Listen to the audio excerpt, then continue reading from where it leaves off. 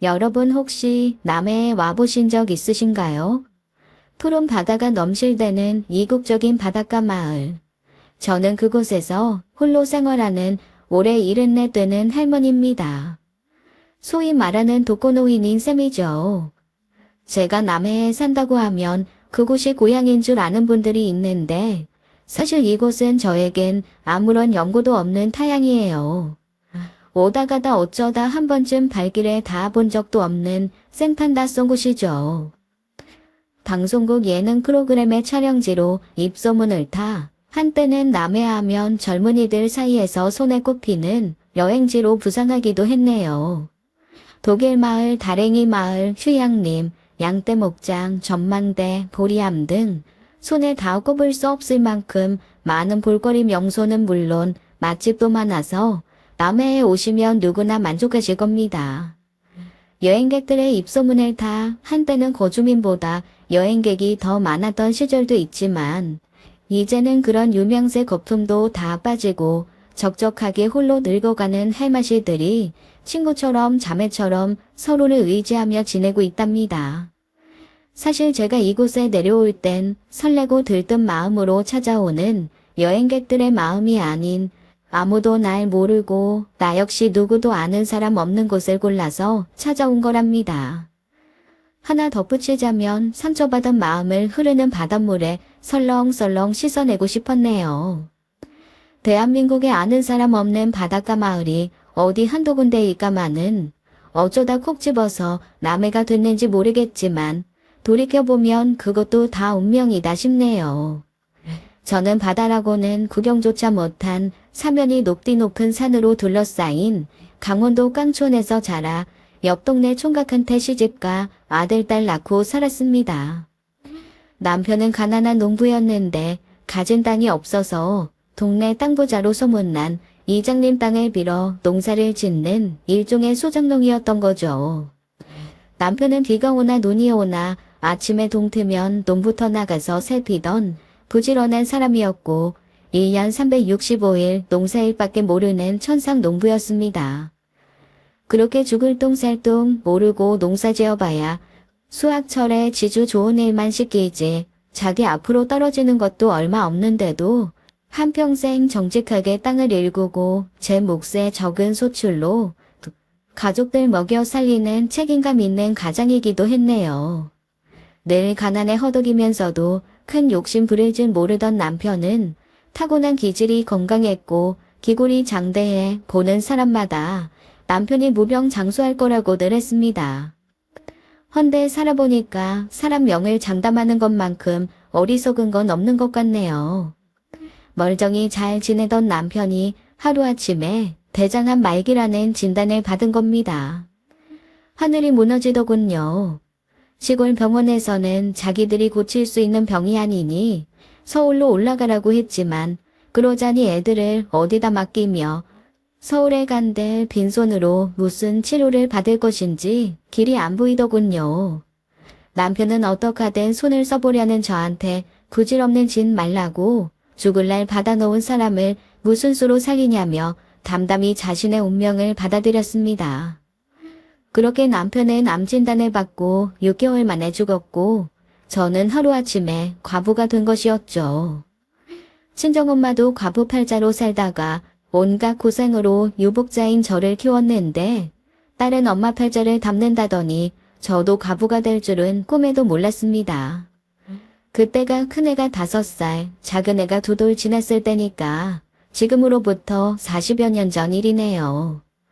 그렇게 험하니 남편을 보내고 나니 당장 배고프다고 빽빽 울어대는 어린 자식들과 함께 살아갈 날이 막막하더군요. 여자 몸으로 농사일을 해봐야 얼마나 할 건가 싶어 더는 고향 마을에 남아있을 이유가 없었죠. 차라리 일자리가 많은 도시가 낫지. 그렇게 저는 어린 자식들과 함께 상경한 후 줄곧 서울에서 살았습니다. 처음엔 싸구려 여인숙에서 달방을 얻어 지내다가 일자리를 구하고는 월급을 모아 월세방을 얻어 나갔네요. 생선 행상, 재래시장 좌판, 파출부, 건물 청소 등 닥치는 대로 일했고 그러느라 7살 어린 딸을 종일 혼자 집에 두고 나오는 날이 많았습니다. 하루는 딸아이가 그러더군요. 엄마, 일 안 나가면 안 돼? 하루 종일 집에 혼자 있는 거 싫어. 오빠 학교 갔다 오잖아. 오빠 늦게 온단 말이야. 사문이 너 왜 집에 늦게 들어와? 엄마가 학교 마치고 바로바로 오라고 했어, 안 했어? 자영이 혼자 집에서 얼마나 심심하겠어. 오빠가 돼서 동생을 잘 돌보라고 그렇게 일러도. 애들하고 축구하고 오느라 늦었어. 친구들이 같이 하자는데 그럼 어떡해? 난 뭐 놀지도 못해. 아들놈이 툴툴대더군요. 하긴 아들 역시 이제 초등학생이니 한창 친구들과 어울리고 싶은 나이겠죠. 아직 엄마 품이 그리울 때인데 먹고 사느라 애들만 두고 일 나가야 하는 현실이 고통스러웠지만 저도 아이들도 참아야지 다른 수가 없었던 때였으니까요. 내 새끼들 조금만 참자. 엄마가 열심히 일해서 좋은 집도 사고 자동차도 사고 그러면 그땐 엄마 일 안 나가고 하루 종일 집에서 너희들하고 놀아줄게. 그때까지만 사문이가 동생 좀 챙겨줘.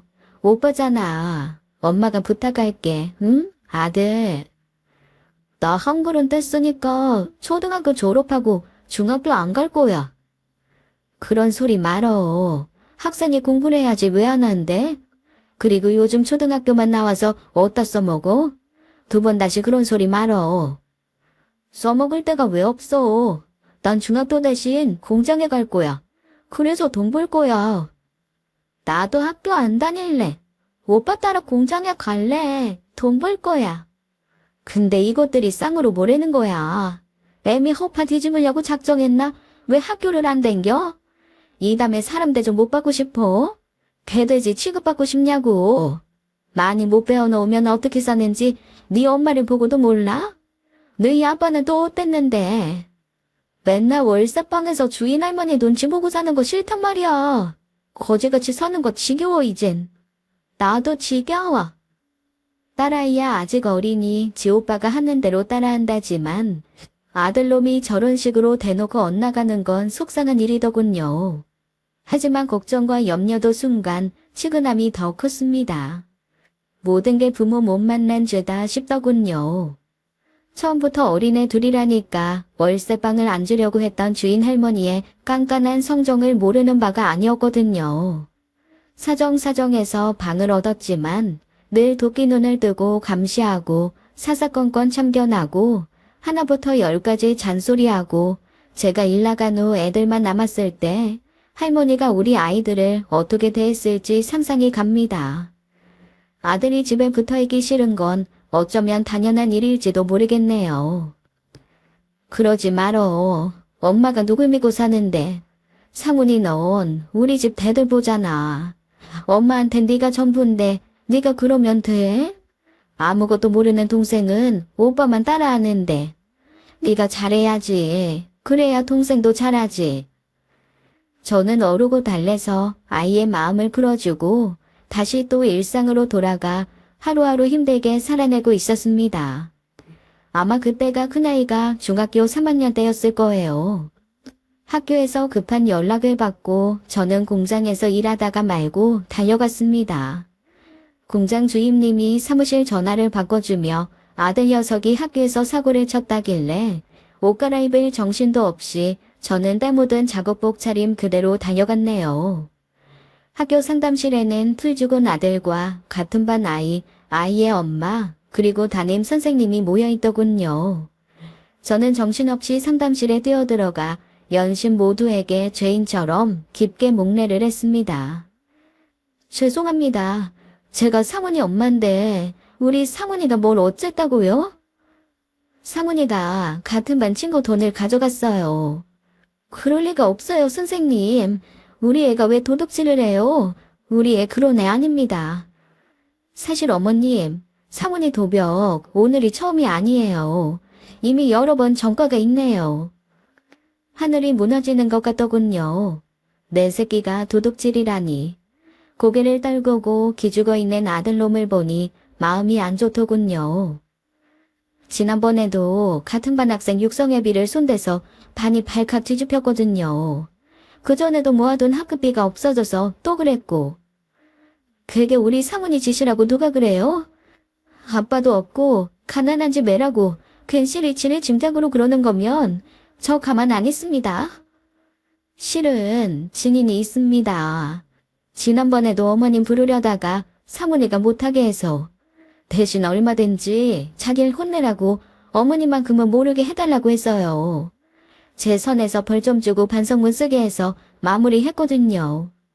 증인이 있다는 데는 더 부인할 수가 없더군요. 저는 급한 마음에 피해 학생한테 사과를 했습니다. 미안해 학생. 사모님 대신 사과할게. 얼마나 돼? 잃어버린 돈. 아줌마가 대신 갚아줄게. 마음 같아선 당장 갚아주고 싶은데 지금 가진 게 없어. 내가 이번 달에 월급 받아서 그 돈으로 주면 안 될까?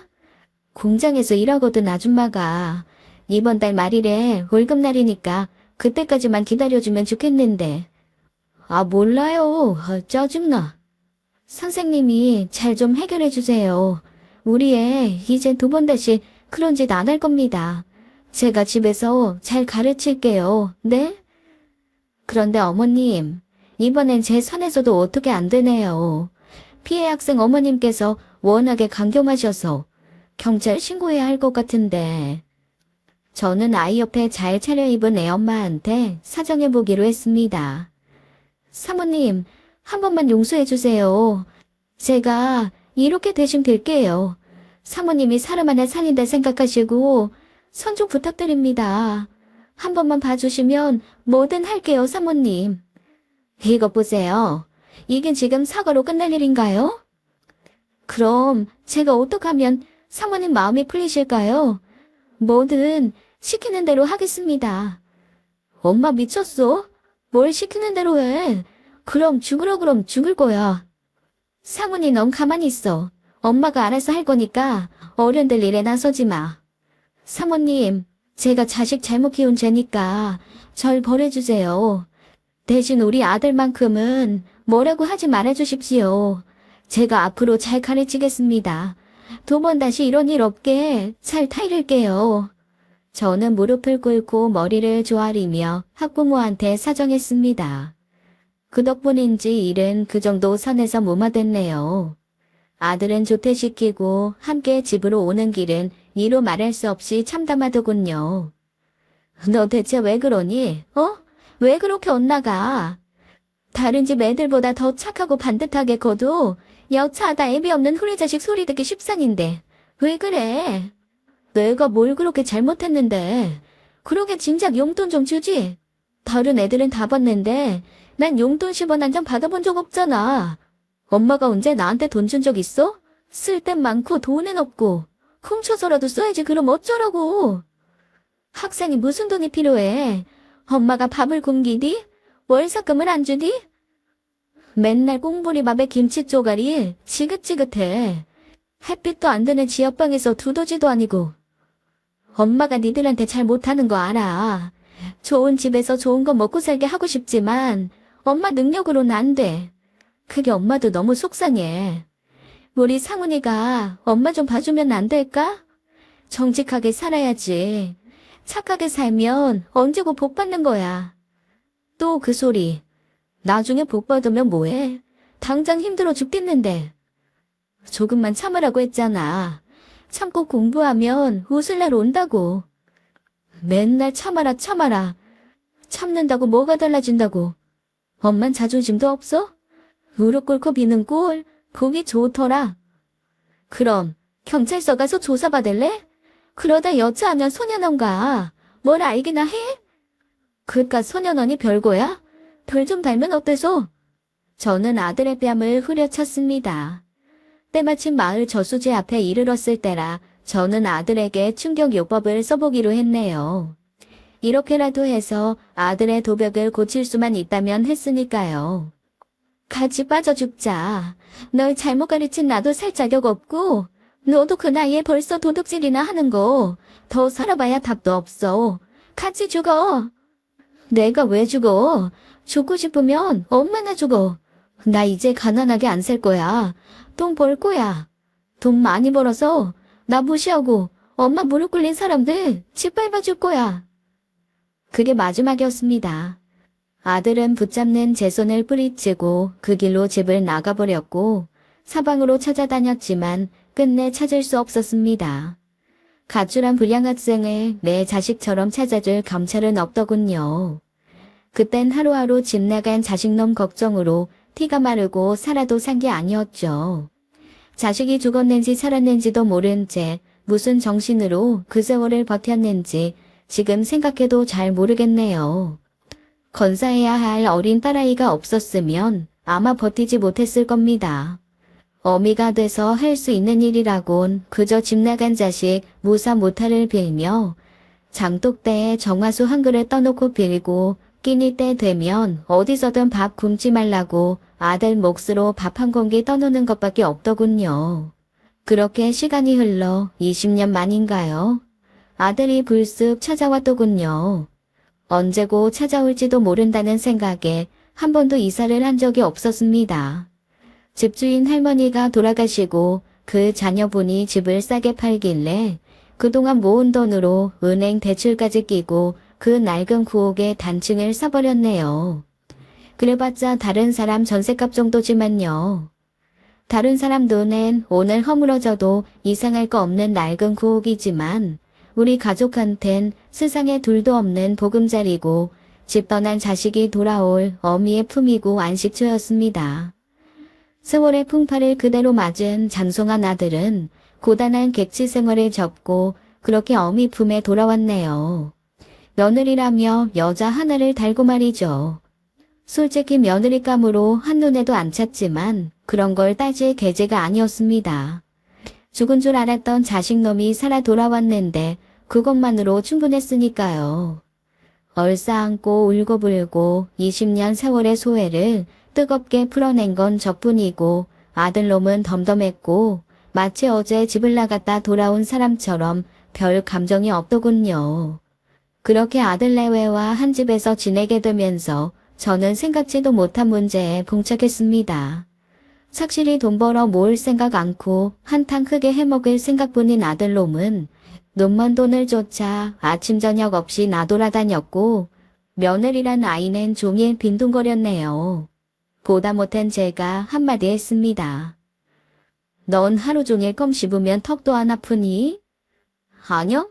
어머니도 하나 드릴까요? 풍선껌인데. 됐다.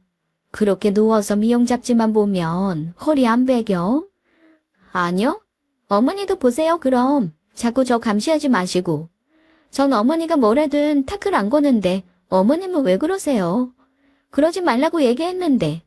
제가 그런 걸 극혐하거든요. 넌 우리 상훈이 만나기 전에 뭘 했니? 직업은 뭐였어? 그건 알아서 뭐 하시게요? 뭐 하기는 시애미가 돼서 궁금하지 며느리가 뭐라던 사람인지. 어머니 듣기 좋은 걸로 할까요? 아님 솔직하게 할까요? 솔직히 대답해주면 좋지. 다방에서 일했어요. 다방? 그럼 다방 레지였단 거니? 왜요? 그럼 안 돼요? 어머니 설마 직업에 귀천 따지는 거 아니죠? 그럴 처지가 아니실 텐데. 어머님, 상훈 씨요. 어머님 아들, 저보다 더 막장으로 살았어요. 우리가 어디서 어떻게 뭘 하다 만났는지 아시면 깜짝 놀라실 거예요. 말란 김에 상훈 씨가 어떻게 살았는지 구체적으로 조목조목 하나씩 짚어드릴까? 먼저 청심환 하나 따드시고 듣는 게 좋을 텐데. 뭘 상상하든 그 이상이거든. 그 사람 인생 스토리가. 됐다. 그만하자. 그건 그렇고 다음 주에 너희 시아버지 기일인데 어쩔 거니? 설마 죽고 없는 사람한테 생일상 차리라는 거예요. 너 지금 그걸 말이라고 하니? 제사상 안 차릴 거야 그럼? 어머머? 요즘 그런 걸 누가 차려요? 너무 구식이시다. 달나라로 소풍 가는 시절에 웬 제사. 막말로 죽은 사람이 뭔 대수예요? 산 사람도 먹고 살기 힘들어 죽겠는데. 넌 도대체 가족교육을 어떻게 받은 거니? 너희 어머니가 제사상 차리는 것도 안 가르쳐 주셨니? 어머니, 지금 패드립 하신 거예요? 우리 엄마 씹은 거 맞죠? 우와, 이건 선 넘은 거지. 원수라도 패드립은 하는 거 아닌데. 욕을 하는 게 아니라 네가 하도 어처구니 없는 소리라니까 그러지. 됐고요. 당장 사과하세요. 뭘 하라고? 사과요. 사과 몰라요? I'm sorry 말이에요. 관두자. 말 꺼낸 내가 잘못이지. 그렇게 대충 뭉갠다고 되는 게 아니죠. 사람이 사과할 건 하고 넘어가야지. 그게 쿨한 거죠. 그래, 내가 잘못했다. 됐니? 며느리한테 시애비 제사상 차리라고 해서 미안하다. 며느리라고 하나 있는 게 저 모양이니 집에 같이 있는 것도 고역이더군요. 저는 서울 아들네 집과 인천 딸네 집을 오가며 생활했는데 두 집 다 사는 게 넉넉지 못해서 그런지 어딜 가나 마음이 편치 않았습니다.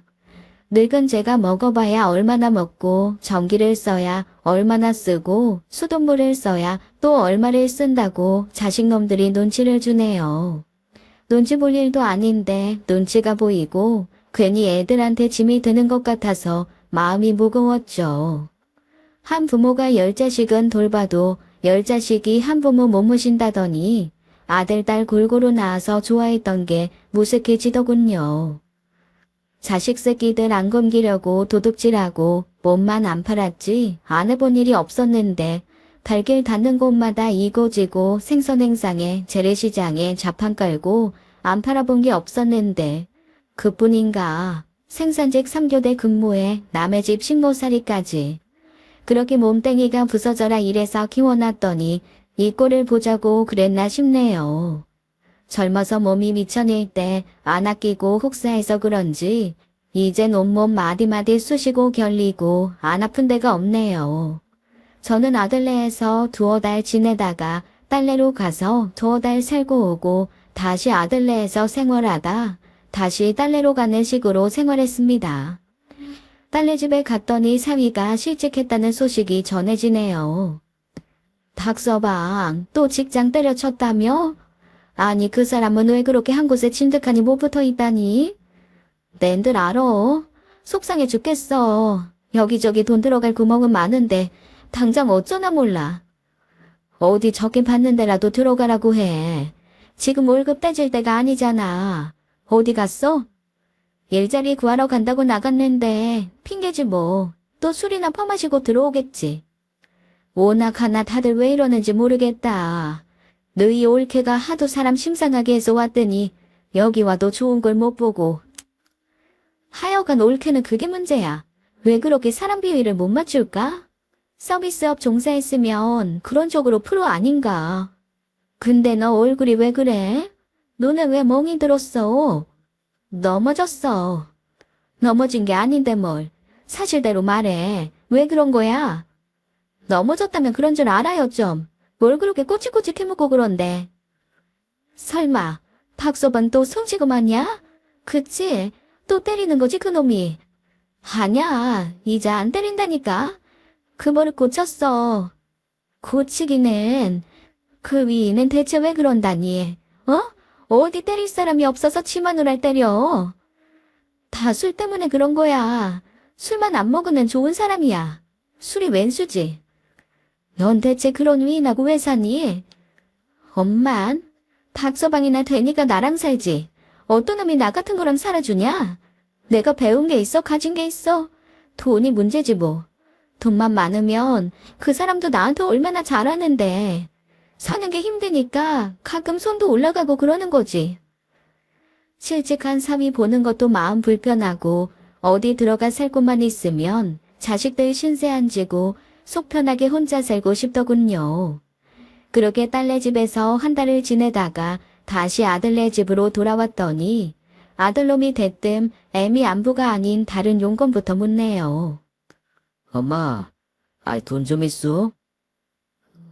내가 돈이 어딨어. 그러지 말고 있으면 좀 내놔봐요. 없다니까 그래. 네가 나 용돈 한 번을 준 적 있냐? 그거야 뿌린 대로 거두른 거지. 우리 때 엄마 나 용돈 한 번 준 적 있어. 그래. 다 내가 뿌린 대로 거둔다 지금. 정말 없어요. 다른 집 노인네들은 숨겨도 쌈짓돈도 많다구먼. 아유, 어째 엄마 왜 그렇게 개털이요? 미안하다, 개털이라서. 다른 집 할마씨처럼 꼽을 쳐둔 돈이 없어 나서. 급하게 쓸 때가 있어서 그런데, 정말 없어요. 10만 원 있는 거 자연히 털어주고 왔어. 엄만 왜 그런데? 그 기집애는 출가 외인인데, 왜 매번 걔한테 털어주냐고. 뭐가 매번이야? 뭘 얼마나 줬다고? 줄 돈이나 있고? 그래도 한 달을 살았는데 그거라도 지어주고 와야지. 그럼 그냥 와? 방세라고 생각해. 그럼 우리 집에서 살 땐 왜 방세 안 내는데? 우와, 우리 엄마 지금 자식 차별하는 거야. 그건 어머님이 잘못하셨네. 기가 차더군요. 이 집이 누구 집인데 지금 얹혀 사는 게 누군데 말이죠. 엄마, 내가 이런 말까지는 안 하려고 그랬는데, 다른 집 노인들은 알아서 돈벌이들 잘만 합디다. 엄마처럼 놀고 먹는 사람이 없어요. 내가 돈벌이 안 하고 싶어서 안 하냐? 젊을 때 공사장에서 벽돌 나르느라 남자들도 하기 힘든 걸 하느라 허리 다쳐서 못하는 거잖아. 암튼 엄만 정신 상태가 글러먹었어. 힘든 일이 안 되면 부업이라도 할 생각을 해야지.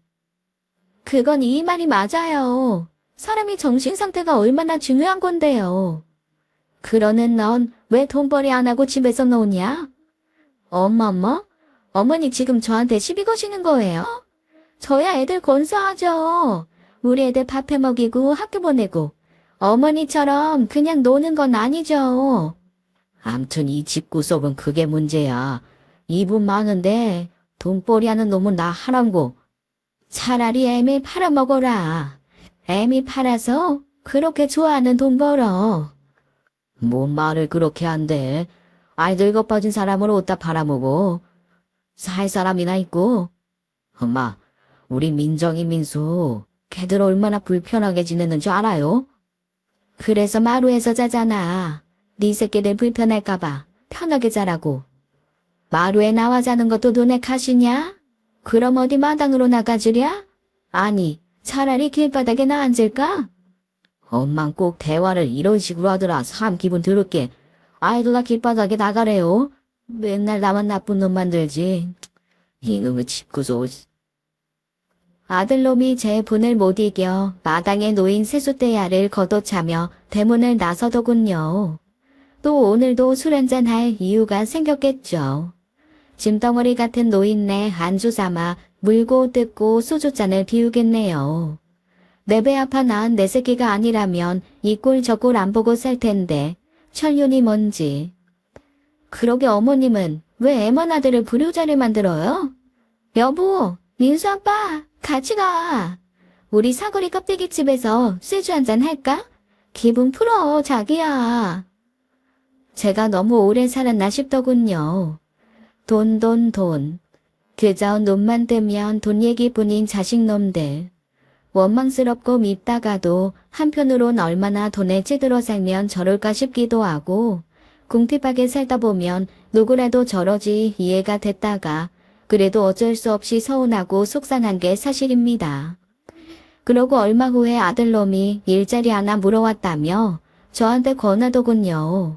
특별히 힘쓰는 일도 아니고 거동이 불편한 노인네 혼자 사는 집에 가서 청소나 좀 하고 가끔 세탁기나 돌리고 밥 차려주고 약 챙겨주면 되는 일이라고 하네요. 이런 일자리 없다고 다른 사람한테 뺏기기 전에 하라고 하도 등을 떠미는 바람에 저는 더 생각할 것도 없이 다음 날부터 바로 일하러 갔습니다. 제가 머리털 나고 본 집 중에 제일 크고 좋은 집이더군요. 텔레비전 드라마 속 회장님 집으로 나오던 바로 그런 집 말이죠. 잔디 깔린 운동장 같은 정원에 잘 손질된 정원수가 어찌나 멋스럽고 아름다운지 한 폭의 정무라 같았습니다. 제가 홀린 데 정원을 구경하고 있을 때 뒤에서 누군가 인기척도 없이 다가와 한마디 하더군요. 뭘 그렇게 넋을 빼고 있노? 그 소리에 저는 뒤를 돌아봤죠. 70대 후반, 많으면 80대 초반으로 보이는 영감님이 휠체어에 앉아 저를 보고 있더군요. 안녕하세요. 오늘부터 일하러 왔는데요. 왜 오상훈이라고 우리 아들이 소개해줘서. 영감님이 저를 위아래로 훑어보시더군요. 아, 일하러 왔으면 일을 해야지. 왜 그렇게 장승처럼 서 있어? 마당이 너무 예뻐서 잠깐 구경하느라. 이렇게 잘 가꾼 정원은 처음 보네요. 어쩜 이렇게 잘 가꾸셨어요? 개가 떠 눈이라고 보는 눈은 있네. 아, 저기 저 소나무가 한 그루당 1억짜리야. 1억이요? 무슨 나무값이 그렇게 비싸대요? 놀라기는. 하긴 입성을 보아하니 놀라게도 생겼네. 아, 대체 그런 옷은 어디서 구하는 거야? 한국 전쟁 때도 아니고 옷이 왜 그 모양이야? 왜요? 거슬리세요? 시장에서 사 입은 건데 싸고 질기고 좋아요. 전 편하고 좋은데 많이 거슬리세요? 어차피 일할 땐 앞치마에 머리숱은 쓰고 하니까 괜찮을 거예요. 아유, 마음에 드는 게 하나도 없네. 아이, 어서 가서 일이나 해요. 그날부터 전 정해진 시간에 출근해 영감님 집을 청소하고 가끔 청소기도 돌리고 시간에 맞춰 식사를 차려드리고 종종 휠체어를 밀며 같이 산책을 하곤 했습니다. 사실 정해진 날짜에 와서 꼼꼼히 청소를 해주는 전문 청소업체가 있었고 빨래 역시 정해진 날짜에 담당자가 찾아와서 수거해 가서 깨끗이 세탁해 오니 제가 크게 할 일은 없었네요. 냉장고에 꽉꽉 채워져 있는 각종 식재료에 반찬 가게에서 아침마다 대문 앞에 놓고 가는 막달랑 각종 반찬까지 밥상을 차리는 일도 쉬웠고 당장 눈앞에 보이는 먼지 정도 청소기 돌리고 물걸레로 좀 닦고 영감님 속옷 정도 손빨래하는 게 다였으니까요. 영감님은 휠체어에 앉아있긴 했지만 두 다리를 전혀 못 쓰는 것도 아니고 한쪽 다리를 살짝 절었고 특별히 아픈 곳 없는 감골이었습니다. 다만 성정이 불같아서 하루 종일 잔소리에 호통해 사람 마음 편한 꼴을 못 보낸지 들들 볶고 핀잔 주고 허나 저도 이 나이 먹다 보니까 그런 것들 한쪽 귀로 듣고 한쪽 귀로 흘려버릴 만큼은 되더군요. 한 번에 시비 걸 게 없으니까 제 입성을 갖고 시비를 걸더군요. 근데 김 여사는 받을 옷 없어. 아, 왜 맨날 그 옷만 입어? 왜 또 오늘은 무슨 트집을 잡으시려고 그러세요? 아이, 내가 몇 번 말했어. 내 스타일이 아니라고. 제가 영감님 스타일대로 입어야 돼요? 일하는 사람이 편하면 그만이지. 아이, 참. 아이, 알면서 이러나? 정말 뭘 모르고 이러나? 뭐예요? 내 스타일대로 입고 내 마음에 들어야지. 아, 그러라고 돈을 주는데. 영감님은 못 알아들을 소리를 하더군요. 오늘 밤은 추울 것 같아. 아이, 너무 추워서 잠이나 제대로 들까 몰라. 보일러 틀어드릴까요? 온도 좀 높일까요? 김 여사, 이제 그만 내숭 떨고, 아이, 우리 진도나 뺍시다. 영감님은 알아듣지도 못할 소리를 하더니 제 손을 잡아 끌더니 저를 덥석 끌어안더군요. 저는 너무 놀라서 소리를 비명을 내지르며 영감님을 떠다 밀었습니다. 그 바람에 벌러덩 엉덩방아를 찍고는 영감님이 저를 황당한 얼굴로 올려다 보더군요. 지금 뭐 하시는 거예요? 영감님, 이게 무슨 짓이래요? 뭘 그렇게 놀라는 척해? 아, 다 알고 왔으면서. 뭘 알고 와요? 점잖은 분인 줄 알았더니 돈 좀 있다고 사람 이렇게 무시해도 돼요? 돈이면 다 된다 이거죠? 집안일 하라고 불러놓고 지금 추행하는 겁니까? 후행이라니. 김 여사야말로 이러는 거 아니지? 이 사람이 왜 이렇게 양심이 없어? 돈을 그렇게 많이 받아다 놓고 이제 와서 우리 말이야. 우리 말이라뇨. 그리고 제가 무슨 돈을 받아요? 아직 한 달 월급도 안 주셔놓고. 아이, 뭔 소리야? 돈을 얼마나 땡겨줬는데. 그리고 내가 집안일이나 시키고자 김 여사를 물었겠나? 한두 푼도 아니고 그 많은 돈을 주면서. 그럼 저한테 도우미가 아니라 다른 일을 시키신다는 거예요? 아이, 아들놈이 말 안 해. 내가 김 여사 왜 불렀는지. 아니요. 그냥 가서 집안일만 해주면 된다고 해서. 아이 자식놈이 지엠을 팔아먹었구만. 영감님은 아무것도 모르고 일하러 온 제가 안 됐는지 그제서야 자신의 행동을 사과하더니 사실대로 얘기해 주더군요. 영감님은 연애 상대가 필요했답니다. 말버처럼 지내다가 데이트도 하고 그러다가 잠도 같이 자는. 말하자면 도우미 일은 핑계고 본업은 돈 많은 영감님의 잠자리 상대였던 거죠. 아이 아들놈이 그 소리를 안 했구만. 하긴 그걸 어떻게 해? 우리 애가 그럴 리가 없어요. 그걸 알고 저 여기 보냈을 리가 없네요. 아이 뭘 그럴 리가 없어. 그 집 딸도 아는 일인데. 아들놈이 딸년도 데려와서 둘이 합의한 일인데 뭘. 우리 차영이가요? 아니요, 내 딸은 그런 애 아닙니다. 얼마나 엄마한테 잘하는데. 다 재속고 사는 거야. 부모만큼 자기 자식을 모르는 사람이 없어요. 하나같이 내 자식은 그럴 애가 아닌데 그런 햇소리를 해대지. 말도 안 돼. 이럴 순 없어. 돈에 눈 돌아가면 뭔 짓을 못해. 아이 말 섞어보니까 상종 못할 미인이더만. 김 여사 아들놈 말이야. 아이 딸년도 마찬가지고. 김 여사 아들놈이 우리 집에 저기 저나무 1억짜리 소나무 심어주러 왔거든. 일당 받고 하는 애 같더라고. 아이 근데 우리 집을 보고는 눈이 돌아가더만. 내 재산에 그렇게 관심 있는 놈은 아이 내 자식 놈들 빼고 처음 봤어. 그러더니 먼저 그러대. 자기가 괜찮은 할머니 소개시켜 줄 테니 애인 삼으라고. 그래서 내가 그랬지. 내가 이 나이에 손만 잡고 지내겠냐고. 잠자리 대표줄 각오하라니까. 어떻게든 써먹고 마음대로 하라는 거야. 저는 그 말에 억장이 무너졌습니다.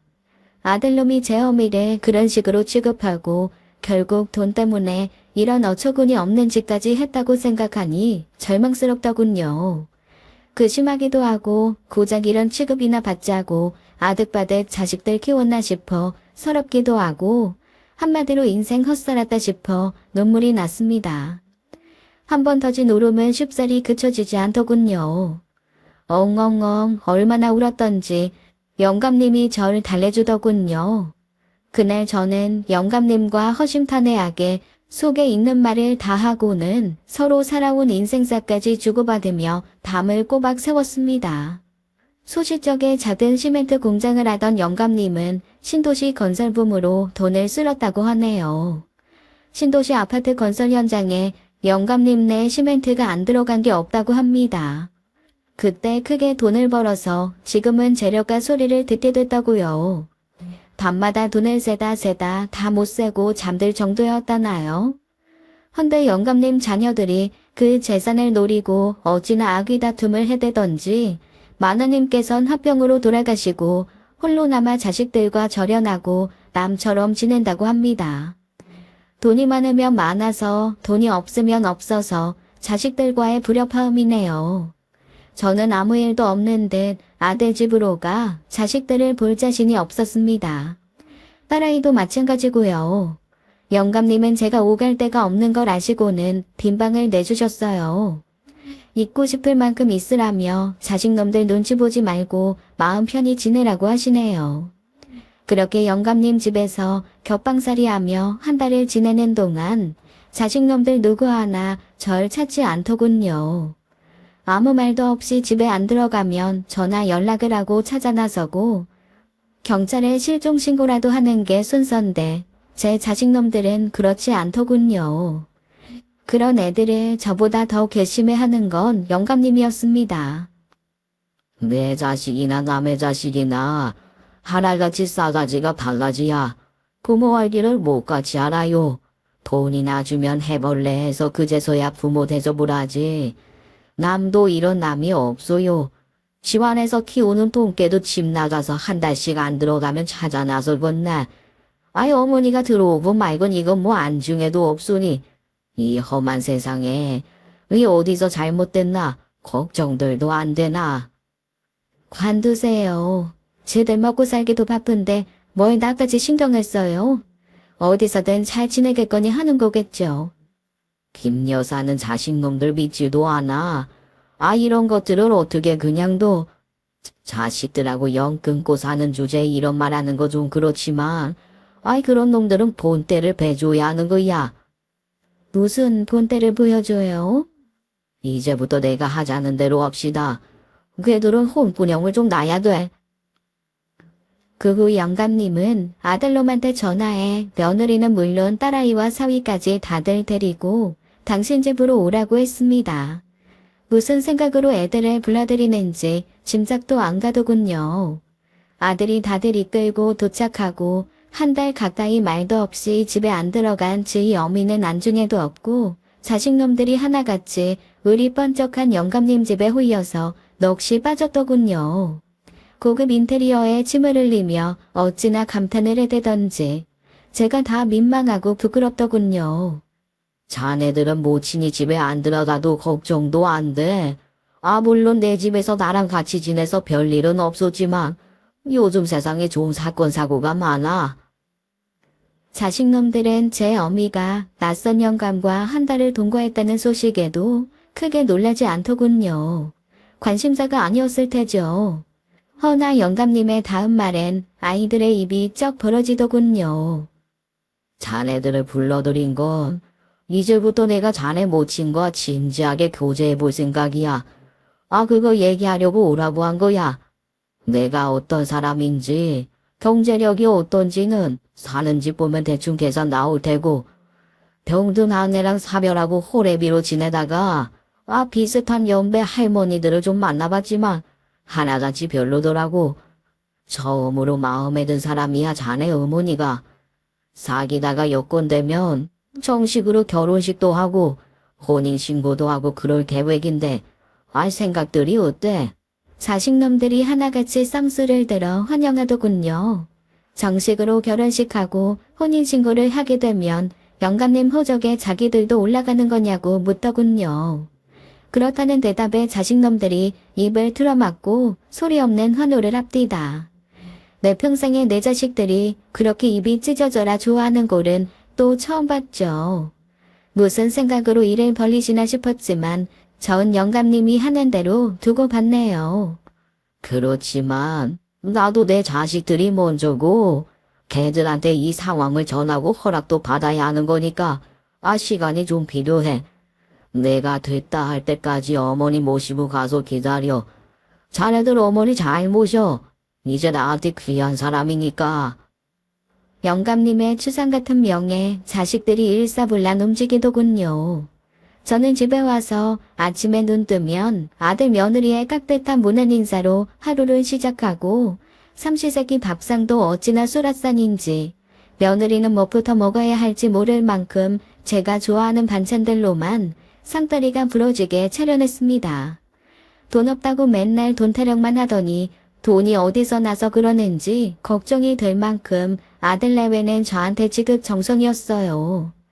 며느리는 절 데리고 백화점 쇼핑을 하며 비싼 옷에 구두에 가방까지 과할 만큼 사줬고 노인 냄새 난다고 곁에 얼씬도 하지 않던 손자놈과 쌀쌀 맞던 손녀까지 껌딱지가 돼서 제 옆에 들러붙어선 할머니 할머니 하면서 어찌나 애교를 부리던지 밤마다 둘이 서로 제 옆에서 자겠다고 싸우질 않나 할머니 생각나서 사왔다면서 집에 들어올 때마다 손엔 제가 좋아하는 군것질거리가 들려 있었습니다.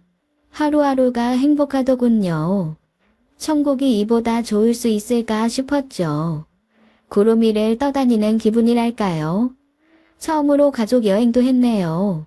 비행기 타고 제주도로 날아가서 호텔에서 숙박하고 뷔페를 먹고 노천탕을 즐기고 그렇게 아들네 식구와 즐거운 여행을 하고 돌아왔더니 이번엔 딸애가 저를 기다리고 있더군요. 오빠는 사람이 왜 그래? 엄마가 오빠 엄마만 돼? 내가 모셔갈 거야. 뭔 소리야? 아, 이건 출가 웬이야? 왜 멀쩡한 아들을 두고 딸네 집에 가? 나도 엄마 자식이야. 엄마 생각하는 걸로 치면 내가 오빠보다 더하네요. 코딱지만한 니네 월세집에 엄마 편히 쉴 방도 없잖아. 매제도 그래. 아이, 자영이가 애가 천지분간 못하고 날뛰면 자네라도 말려야지. 같이 뭐 하는 거야, 지금? 무슨 섭한 말씀이세요, 형님. 장모님은 저한테는 어머니 같은 분이세요. 엄마? 서방님 웃긴다. 친엄마도 쌩까고 산다고 들었는데. 엄마 내가 쭉 모실 거니까 신경 끄고, 자영이는 니네 시어머니한테나 잘해. 딸이 엄마 모시겠다는데 오빠가 뭔데 이래? 원래 노인들 나이 들면 아들보다 딸이 편한 거야. 여보 뭐해? 엄마 차에 안 태우고. 그래, 알았어. 가시죠, 장모님. 뭐 하는 거야, 매제. 우리 엄마 건드리기만 해. 여보, 엄마 막아. 그래. 우리 아가씨한테 어머님 양보 못해요. 무슨 일이 있어도 우리가 모셔요. 언니, 왜 이래요? 누가 보면 천하의 효부인 줄 알겠네요. 평소에 좀 잘하지 왜. 허허허, 헛웃음이 나더군요. 누가 보면 이 늙은 할머니가 요즘 최고 인기 아이돌인 줄 알겠네요. 저는 자식들 싸움 날까 싶어서 공평하게 딸네 집에도 가 있었습니다. 딸네 집에 가서도 여왕 대접을 받으며 꿈 같은 시간을 보냈네요. 몇 달 전까지만 해도 짐덩어리처럼 아들네에서 딸네로, 다시 딸네 집에서 아들 집으로 그렇게 쫓겨 다녔던 신세였는데 말이죠. 저는 다시 아들네 집에 와서 지내면서 2달의 시간을 보냈습니다. 2달이나 지났는데도 영감님한테 연락이 오지 않자 아들네외가 초조해 하더군요. 더는 못 기다리겠던지 영감님 집에 찾아가는 것 같았습니다. 결국 문전 박대당하고 돌아왔네요.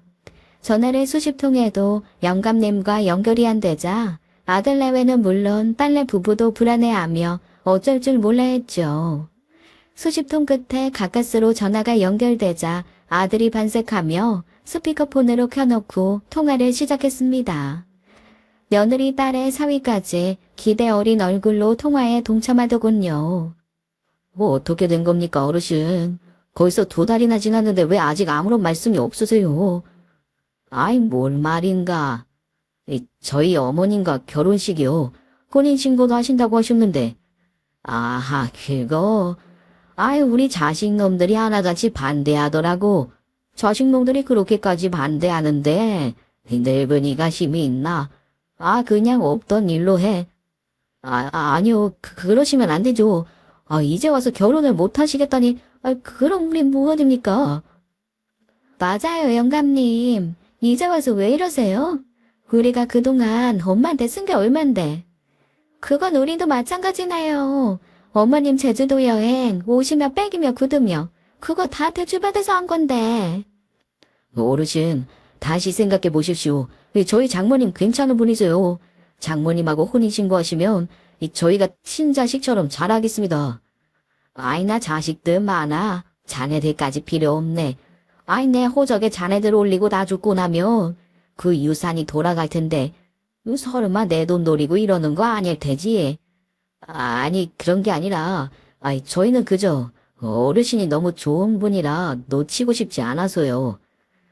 얼마나 맞다고 내가 좋은 사람인지 아닌지 알아.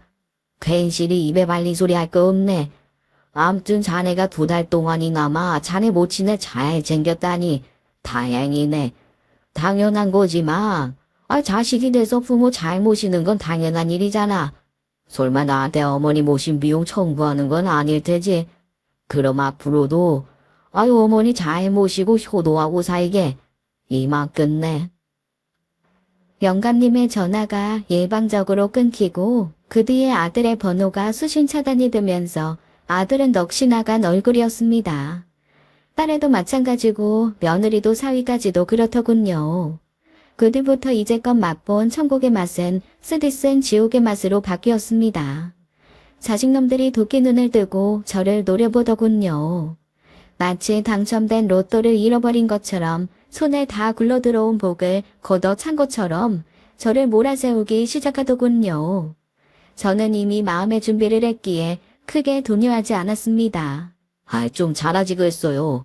엄마가 잘했으면 저 영감탱이가 이제 와서 딱 말하겠어. 대체 뭘 어떻게 했길래 저러는데. 미치겠네. 엄마가 자식들을 위해서 평생 해준 게 뭔데. 미안한 줄 알고 하늘이 두총나도 영감쟁이를 잡았어야지. 하여간 남자 마음 하나를 못 잡아서 내가 웬일인가 했다. 엄마 주제에 무슨 대곡대 자전거가 가당키나 해? 에이, 좋다 말았네. 그러게요. 어머님이 돈 많은 노인네 마음 좀 제대로 잡았으면 자식들 인생 한 방에 역전인데. 노인네 마음만 확실하면 자식들이 아무리 반대를 한다고 해도 그렇게 쉽게 포기하겠어요. 장모님이 책임지세요. 저희 장모님하고 지내면서 깨진 돈 만만치 않습니다. 우린요? 서방님은 그래도 제주도는 안 갔잖아요. 우린 제주도 여행까지 보내드렸어요. 호텔에서 자고. 그거 다 애아빠가 대출받아서 꼬라 박은 거라고요. 다음 달부터 당장 이자 나갈 텐데 원금은 또 어느 세월에 갚어. 아, 속상해 죽겠네. 암튼 어머니가 문제라니까. 우리 집안의 화근이야, 화근. 저는 이를 악물고 마지막으로 자식놈들한테 한마디 했습니다. 니들 눈에 내가 뭘로 보이냐? 응? 돈 없고 힘없는 늙은 애미. 이 집에서 저 집으로 떠넘기는 짐덩어리지? 그러다 돈 많은 노인네랑 잘 될 것 같으니까 니들이 나한테 입에 혀처럼 군 거 그거 진심 아닌 거 안다. 알지만 그래도 행복하더구나. 나도 이런 대접을 받는구나. 내 자식들도 다른 집 자식 못지않게 효자 효녀구나 싶어서. 못 가르치고 물려준 거 없는 못난 놈이라서 할 말도 삼키고 살았어. 너희들이 어떤 불효를 저질러도 참고 또 참았어. 애미 된 죄로. 하지만 이젠 안 참을란다. 참지도 않을 거고 너희들 애미 노릇도 안 해. 너희들 같은 자식 없어도 그만이야. 부모 자식을 천륜이라고 한다지? 하늘이 맺어준 인연이란 소리라대. 근데 오늘부로 그 하늘 무너졌어. 그러니까 니들하고 난 앞으로 아무 사이도 아니야. 내가 어디서 살던 누구랑 지내던 알려고 하지 말고 찾지도 말어. 이 돈밖에 모르는 천하의 나쁜 것들, 괘씸한 것들 같으니라고. 이제 니들은 니들 자식한테 나한테 한 거 10배로 받을 거다. 두고 봐. 저는 챙겨둔 옷가방을 들고 집을 나왔습니다. 울지 않으리라 이를 악물었지만 주책맞게 눈물이 나오더군요. 저는 그 길로 서울역에 가서 막 도착한 기차에 몸을 실었고 그 기차는 남해행이었습니다. 그렇게 남해로 내려온 저는 정부에서 임대하는 빈집을 얻어서 생활하고 노는 땅을 일고 텃밭을 만들어 먹거리를 자급자족했네요. 저처럼 혼자 지내는 독거노인도 많고 비슷한 연배의 할마시들 천지라 전혀 외롭지 않았죠. 한 번은 서울의 영감님이 생각나 전화를 한 적이 있었네요. 그랬더니 생각지도 못한 말을 하더군요. 김 여사, 아이 우리 이번에는 정말로 사귀어봅시다. 김 여사가 그렇게 말도 없이 떠나고 연락도 안 되니까 외롭고 적적하고 그러네요. 자식놈들한테 화났다고 그렇게 멀리까지 가서 할 건 또 뭡니까? 다시 서울로 올라와서 나랑 같이 지냅시다. 헌데 전 영감님의 제의를 거절했습니다. 여길 떠나기엔 이미 남해가 저에게 제2의 고향이 돼버렸거든요.